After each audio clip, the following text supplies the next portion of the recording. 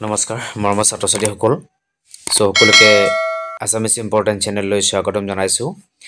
আজি তোমালোকৰ এই ভিডিঅ'টোত আলোচনা কৰিম মেট্ৰিক পৰীক্ষাৰ বাবে যিসকল ছাত্ৰ ছাত্ৰীয়ে 2025 চনত অৰ্থাৎ এইবাৰ মেট্ৰিক পৰীক্ষা দিব সেইসকল ছাত্ৰ ছাত্ৰীসকলৰ বাবে আজি মই বিজ্ঞানৰ যিটো তোমালোকৰ 6 নম্বৰ চেপ্টাৰ আছে জীৱন প্ৰক্ৰিয়া, এই জীৱন প্ৰক্ৰিয়াৰ চেপ্টাৰটোৰ পৰা আজি তোমালোকক মই কেইটামান MCQ টাইপ প্ৰশ্ন উত্তৰ সহকাৰে সুন্দৰকৈ দেখুৱাই যাবলৈ চেষ্টা কৰিম। গতিকে তোমালোকে ভিডিঅ'টো সম্পূৰ্ণ চাই থাকা, ঠিক আছে।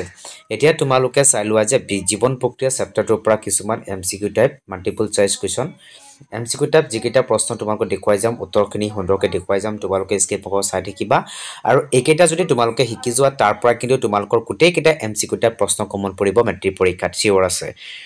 এতিয়া তোমালোকে চোৱা, 1 নম্বৰত কৈছে সেউজীয়া উদ্ভিদৰ পুষ্টি কি হয়? স্বপোষিত পুষ্টি, পৰপোষিত, পূৰ্ণগ্ৰাহী আৰু মৃতজীৱী পুষ্টি। গতিকে শুদ্ধ হ'ব স্বপোষিত পুষ্টি।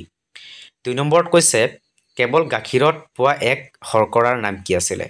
তোমালোকৰ অপশ্যন 4টা দিয়া থাকিব, গ্লুক'জ, ফ্ৰুক্ট'জ আৰু গেলেক্স, তাৰপিছত প্ৰটিন। ইয়াৰ শুদ্ধ উত্তৰ হ'ব গেলেক্ট'জ। চ' তাৰপিছত তোমালোকৰ খালী ঠাই পূৰণ কৰিব দিছে। ডেছ এবিধ এক শৰ্কৰা, গ্লুক'জ, চক্ৰজ, মাল্টজ এটা নহয়, গতিকে শুদ্ধ গ্লুক'জ। তাৰপিছত তোমালোকৰ কোনবিধ বিপাক কাৰ্য নিয়ন্ত্ৰিত কৰা পুষ্টি দ্ৰব্য? কাৰ্বহাইড্ৰেট, স্নেহদ্ৰব্য, ভিটামিন, প্ৰটিন। তোমালোকৰ শুদ্ধ হ'ব ভিটামিন। 5 নম্বৰত কৈছে কোনবিধ প্ৰাণীত পোৱা অথচ উদ্ভিদ নোপোৱা শৰ্কৰা? গ্লুক'জ, ফ্ৰুক্ট'জ, মাল্টজ, তাৰপিছত গেলেক্ট'জ। শুদ্ধ হ'ব গেলেক্ট'জ। তাৰপিছত তোমালোকৰ আহিছে 6 নম্বৰ, কোনবিধ খাদ্যৰ উপাদানৰ অণুত আটাইতকৈ বেছি শক্তি নিহিত থাকে? প্ৰটিন, স্নেহদ্ৰব্যৰ প্ৰটিন, কাৰ্বহাইড্ৰেট এটা নহয়, কাৰ্বহাইড্ৰেট উত্তৰ, শুদ্ধ হ'ব কাৰ্বহাইড্ৰেট। 7 নম্বৰত কৈছে কোনবিধ উৎসেচক অগ্ন্যাশয় বশত পোৱা যায়? এমাইলপচিন, ইপেচিন, পেপচিন এটা নহয়, শুদ্ধ হ'ব এমাইলপচিন। 8 নম্বৰ প্ৰাণীৰ পুষ্টি কি হয়? স্বপোষিত, পৰপোষিত, পূৰ্ণগ্ৰাহী, মৃতজীৱী পুষ্টি। শুদ্ধ হ'ব পৰপোষিত। 9 নম্বৰ কোনবিধ আন্ত্ৰিক ৰসত থকা পাচক উৎসেচক? Pepsin, renin, ইৰেপচিন, trypsin, ইৰেপচিন। শুদ্ধ হ'ব। এমিমাৰ পাচন কি আছিলে?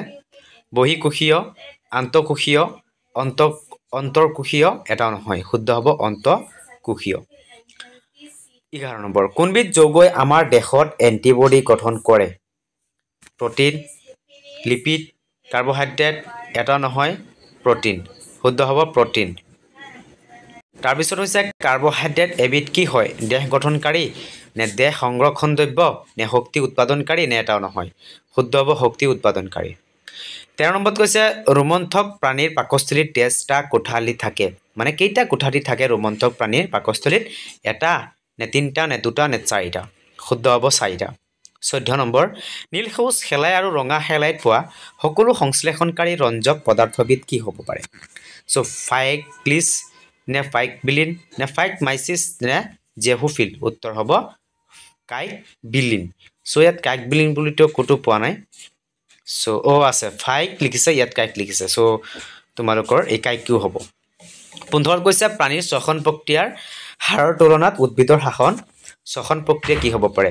মন্থৰ, খৰতকীয়া নে এটাও নহয়, শুদ্ধ হ'ব খৰতকীয়া। কোষীয় শ্বসন প্ৰক্ৰিয়াত উৎপন্ন শক্তি সঞ্চয় কৰি ৰখা জৈৱ যৌগটোৰ নাম কি হ'ব পাৰে? জেন্থ্ৰফিল, এটিপি, টিপিএ, পিটি। শুদ্ধ হ'ব তোমালোকৰ এটিপি। লালটিত থকা কোনবিধ উৎসেচকে অণুজীৱ ধ্বংস কৰে? মিউচিন, এমাইলেজ, লাইজাইম, টায়ালিন, লাইজাইম। চ' শুদ্ধ হ'ব লাইজাম। এনেধৰণৰ তোমালোকৰ 18 নম্বৰৰ শুদ্ধ হ'ব লাইজাম। 19ৰ শুদ্ধ হ'ব তোমালোকৰ পিক্টৰ। 20ৰ শুদ্ধ হ'ব তোমালোকৰ চোৱা কুৱেশ্যন কেইটা চাই ল'বা, কোৱাণ্টাম। 19 নম্বৰৰ শুদ্ধ হ'ব তোমালোকৰ আলোক বিক্ৰিয়া দশাত। 20 নম্বৰৰ শুদ্ধ হ'ব বৃক্ষ জাতীয় যিটো কৈছে কুৱেশ্যনৰ, ইয়াৰ শুদ্ধ হ'ব তোমালোকৰ বন্ধবাদ। 23 নম্বৰৰ শুদ্ধ হ'ব তোমালোকৰ মাইটকৰিয়া।